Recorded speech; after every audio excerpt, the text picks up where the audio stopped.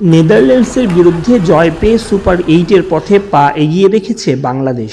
ডাচদের 160 রানের টার্গেট দিয়ে বাংলাদেশ জয় পেল 25 রানের ব্যবধানে, আর তাতেই সুপার 8-এর পথেও এক পা দিয়ে রাখল বাংলাদেশ। এ জয়ে ডি গ্রুপ থেকে 3 ম্যাচ শেষে 4 পয়েন্ট নিয়ে টেবিলের দ্বিতীয় নম্বরে অবস্থান বাংলাদেশের। এই গ্রুপ থেকে সুপার 8 নিশ্চিত করে ফেলেছে দক্ষিণ আফ্রিকা। দ্বিতীয় দল হিসেবে সে পথেই আছে বাংলাদেশ। কমিউনিটি ব্যাংক, সবার ব্যাংক।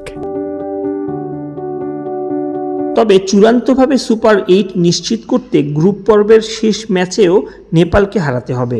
সেই ম্যাচটি মাঠে গড়াবে আগামী 17 জুন ঈদের দিন। বাংলাদেশ দল নিশ্চয়ই ঈদের দিনে দারুণ জয় তুলে বাংলাদেশি সমর্থকদের খুশিটাকে বাড়িয়ে দিতে চাইবেন। সুপার 8 এখন আর দূরের কোনো স্বপ্ন নয়, বরং খুবই কাছে। বাংলাদেশের ঈদের দিন ভোরে নেপালের বিপক্ষে গ্রুপে বাংলাদেশের শেষ ম্যাচ।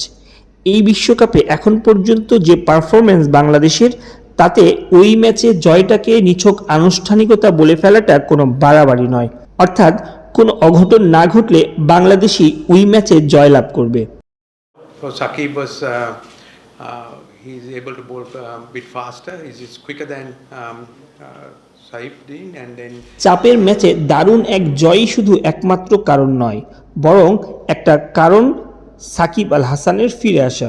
তবে এই জয়ে ক্রিকেট প্রেমীদের প্রত্যাশা অনেক গুণ বেড়ে গেছে, কিন্তু দক্ষিণ আফ্রিকার সঙ্গে তীরে এসে তড়ি ডোবানোর মতো খেলার স্মৃতিও এখনও মুছে যায়নি।